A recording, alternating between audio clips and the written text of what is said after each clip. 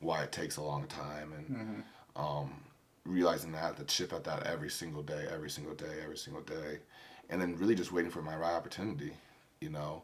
And once I understood that, um, I got way more self fulfillment, self joy, and way more at peace with who I was and what I was doing because I realized that I wasn't in control. You know, I thought I was in control of everything, and that I was doing something wrong in a sense. But then I realized that everything that I could do in my control, I was doing right and the best of my ability, and I couldn't control the outside things. And that's hard. That's like really hard to learn too, especially in athletics when you have so much success, and then boom, something like you said outside of your control happens to you, and it seems absolutely terrible. You don't necessarily know how to handle it, but you take way more ownership in that event than you're supposed to, when really the only thing that you own after that, and just why I feel like you feel at peace, is because you, instead of trying to control events and what happens to you, you're controlling just how you respond to those, and your response to those has just gotten so much more elite as you go. Right. Where now it's just, oh, this happened, okay, like what do we have to do? Yeah. All the other adversity has prepared me for this Exactly. adversity and the future adversities, and knowing how to respond to them and to not freak out in a sense, you know. And just like your injury, you know, I mean, like you had a great game against New Orleans, and that, you know, looked like to be the time where it's like you're gonna hit the ground running, and then boom, like I'm out. You're sidelined for 6 weeks. You're still going through it. Right. You know, but just watching how you've handled this too, it's just like at such an elite level where, yeah, you got hurt, but okay, like, you know, put me under the knife, and then what do I have to do to get back? Yeah, and it's just knowing that, you know, I'm not going to win the Super Bowl in a sense, you know, back then, or even right now, you know, knowing that it's a long process, it's going to take time, and there's going to be ups and downs with it, and just trying to be able to try to take it in full stride. But yeah, I think becoming at peace with myself in those moments, at that time period throughout that season, really prepared me for that Monday night game, you know, where I was going into it, you know, really playing special teams only. You know, at that point in my career, I had maybe a few snaps here and there offensively. I played like when I played, I think all my snaps were like protection, so I wasn't even like allowed to run a route. I was just blocking, yeah. You know. And I just remember that being the biggest slap in the face. Like, you can't even run a route. Like, you're only here to be, you know, a blocker. And that just motivated me even more, you know. And so when the event came, you know, the Lions game happened, and, you know, we had guys that had already were injured going in the game, and a few guys went down, and it was looking bad. And I remember Aaron coming to the sideline after possession and just aggressively requesting for me to come into the game late into the fourth. Yeah. And I remember him looking at me and him giving me that look. And, you know, this is some kind of going back to when he had first talked to me and said that, you know, what do I have to do to get 13 down on my field? Of like him giving me that look that, you know, I believed in you and like, let's go do this. And it just like, all right. Like, this is what I've been preparing for. This is what I've wanted to do, and just like everything else, it was. I was going to the game least expecting that being the game that I was going to go out there, and, you know, and like, you know, I go into every game thinking that, you know, I'm going to be making plays and doing this and that, but at that point in my career playing special teams, I was way more special teams minded. You know, I knew my plays offensively, but it didn't seem like, you know, my number was going to get called. Yeah. At least not in that way, just because of the way the previous weeks have gone. And, you know, it wasn't called by the coaches. It wasn't called by anyone else. It was called by 12. Yeah. You know, and, you know, him giving me that look just told me that, like, it's time, and that this is when, like, you need to step up. And I went out there very, very relaxed, and I think the rest is just history from there, you know. You know, my first pass he threw to me actually ended up dropping, and when he called the second play in the huddle, or the play after that, and I knew it was gonna be an out and up, and I was like, damn. First of all, I was dead tired, but I knew he was calling that play to throw it. Right. And I'd be damned if I didn't bust my balls, and not be able to go make that play. And he ended up obviously making an unbelievable throw. But yeah, I think, kind of after that, it was just like, I finally felt like I was in and doing everything that I needed to do. Yeah. To be in the right position. And it made everything else beforehand make sense. All the pain, all the adversity, all the struggle. Yeah. All the winning or the losing seasons, all the horrible workouts, like that was when that's when you got like your clarity. The clarity with everything, and understanding that like everything that I do has a purpose, or needs to have a purpose, and needs to have like a long-term goal with it, because it's gonna have an everlasting effect, no matter what it is.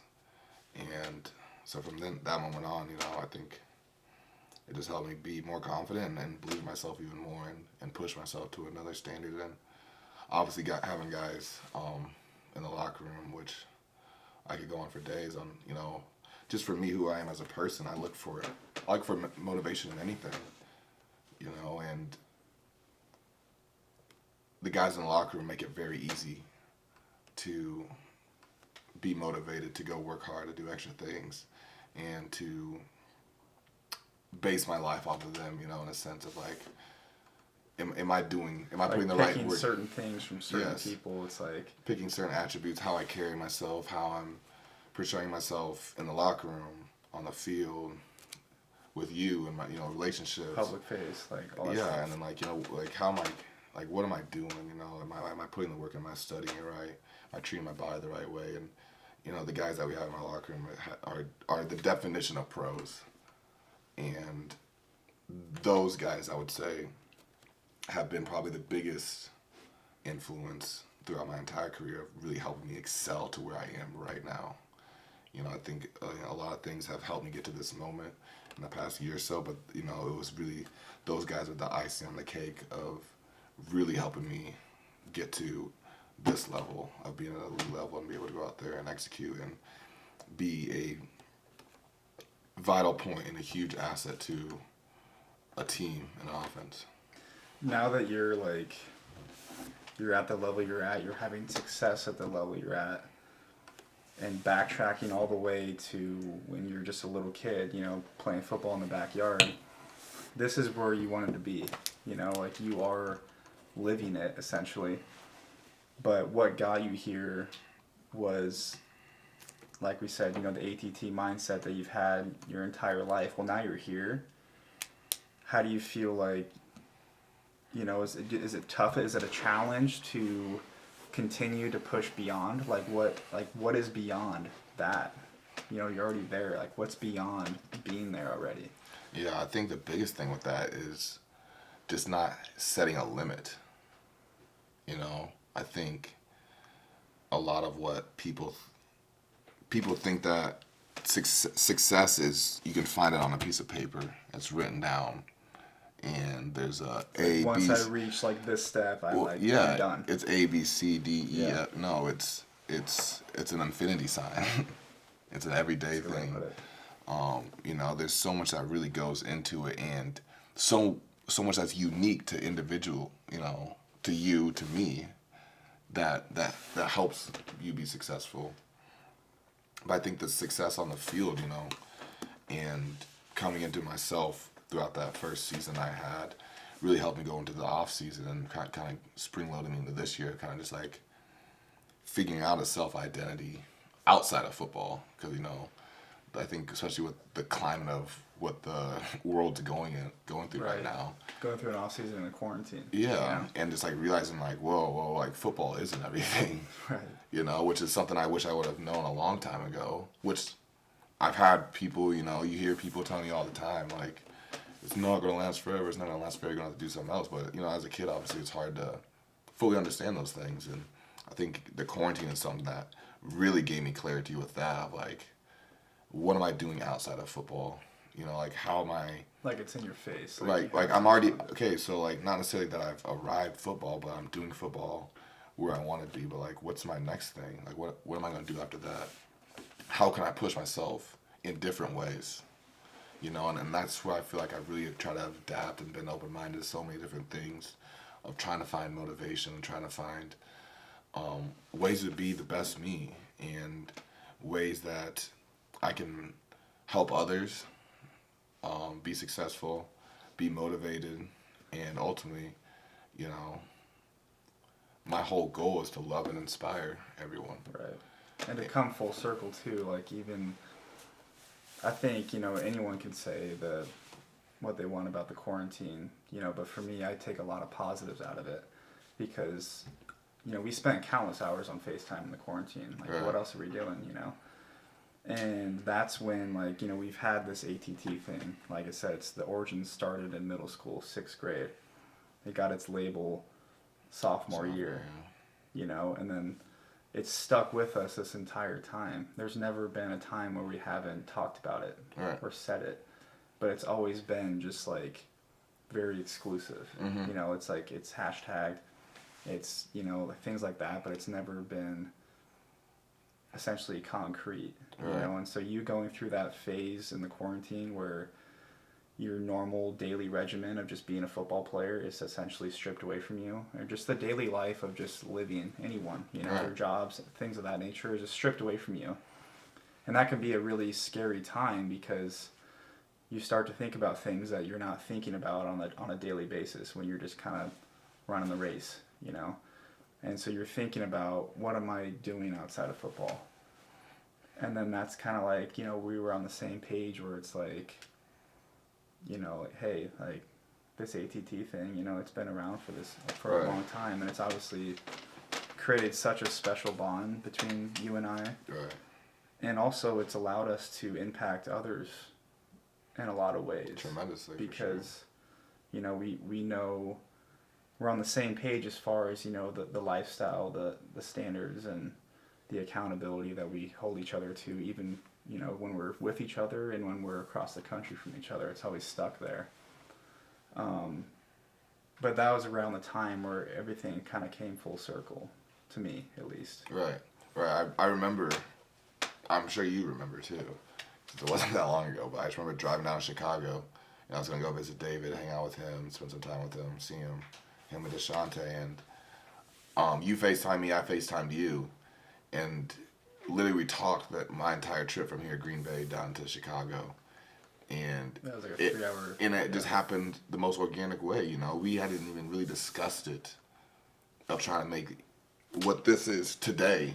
Yeah. You know, this wasn't even really a thought then, you know, of making this. Or even just like even to stop you for a second, like how that came into play. Like when you say organic, right. like this whole entire thing has been an organic process, and that's why it feels so natural that it has to happen. And in the perfect time for it.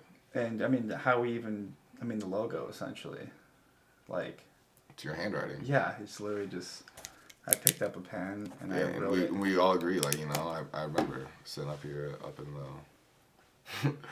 in my kitchen on this table, and FaceTiming Mike. What's up, Mike? Eating paella. Eating paella. some good paella. Paella.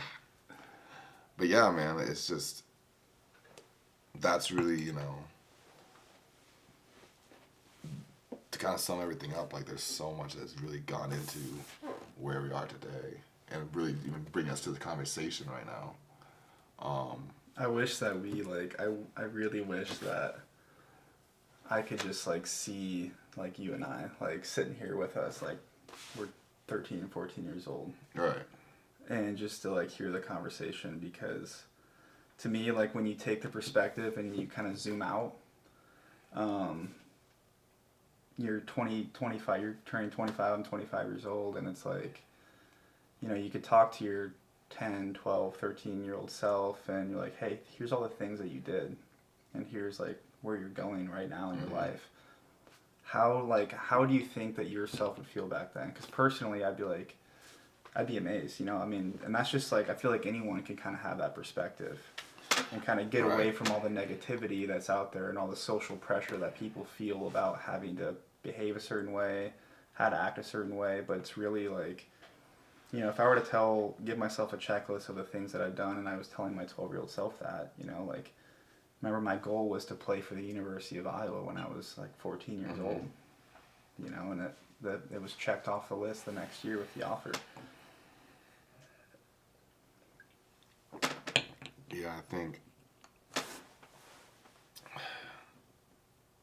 just going through those different moments, whether, for me, being here today, like, is so surreal in a sense, you know, like, if you say I'm talking to my 10, 12-year-old self, I never visioned myself playing for the Green Bay Packers, and I don't know why. It just never happened, you know. I envisioned myself playing for different teams, or maybe it was more so I just didn't even know who or where, and my idea and my perspective really only contained to Iowa, really in that local region, you know, and that's why it was so easy to go to Iowa State, because it was hard to see myself outside of there because I hadn't experienced anything outside of that bubble in a sense, besides the AAU trips and the camps I've gone to. So being here today, it's like it's happened so unsuspectingly, organic and natural. It helps me understand, like, just to be able to accept life for what it is and wherever it takes you, rather than trying to force and predict every little point along the way.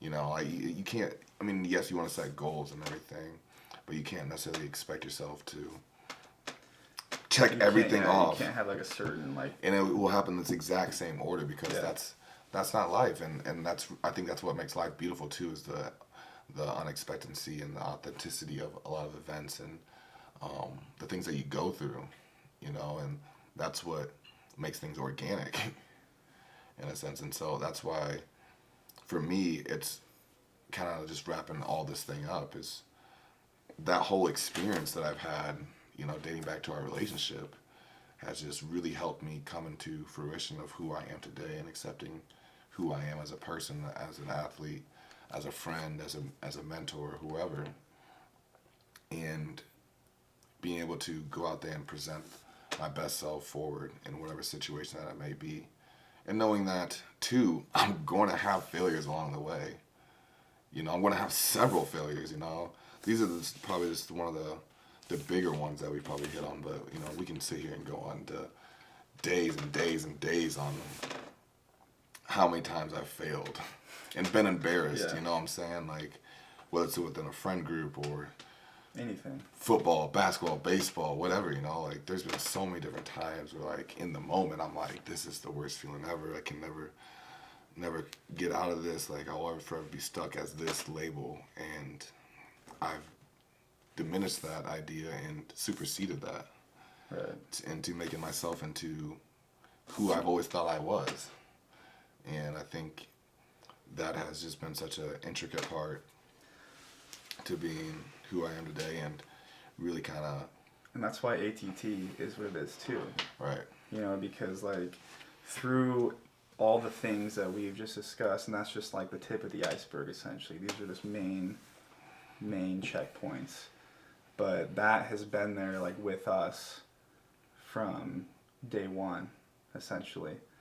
And it lets me know personally when I'm off track of who I am, and I feel in sync when I'm on track with it, because that's essentially the backbone. I mean, that, what ATT represents to me is I can tell when I'm out of sync with it, you know. I can tell, like, when I'm responding to adversity the right way or the wrong way, because it allows me to be honest with myself, because it is that standard, you know. It's the lifestyle that you're supposed to live. And you're able to see the growth too. Right. You're able to identify the growth, and in the smallest forms too now, rather than, you know, especially when you're younger, you look for the biggest accomplishments. You know, those are the only things you can... And too, just could put identity in, rather than the little things. Navigating through just, like, relationships, because of course, like, you have so many people coming in and out of your life at this young age, where having like this, you know, allows you to kind of see, like, is this person or does this group of people, do they match up with my values? Yeah. And am I going to mold to them, or are they going to mold to us? You know, or if it's not going to be a fit at all. Right. It gives you just so much clarity in so many different ways where you can really just trust your instinct and trust your heart, where you know something is right or not just based on how you feel. Yeah.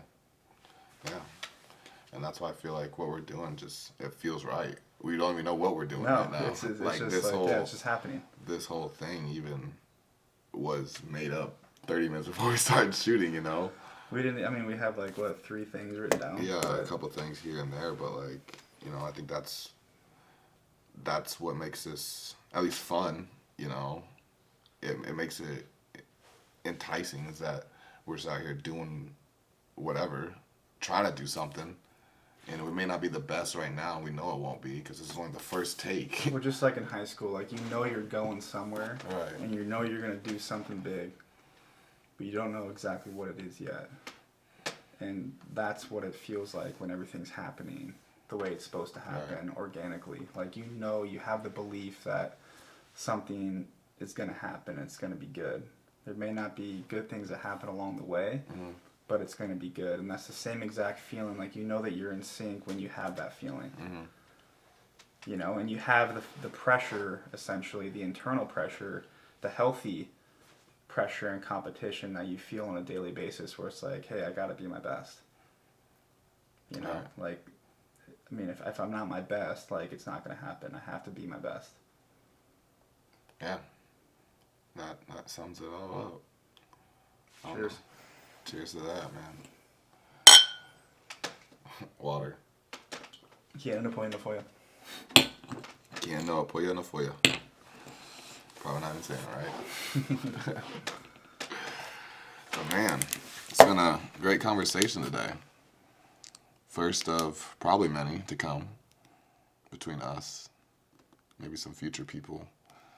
Yeah. Future people that we haven't even met yet. Right. Or don't even know exist. Excited for them. Excited to see where this goes, especially in the next few weeks and months, but really 10, 15 years from now. Absolutely. See what we can do. All right, brother. All right, man. At the top. Check it out. ATT.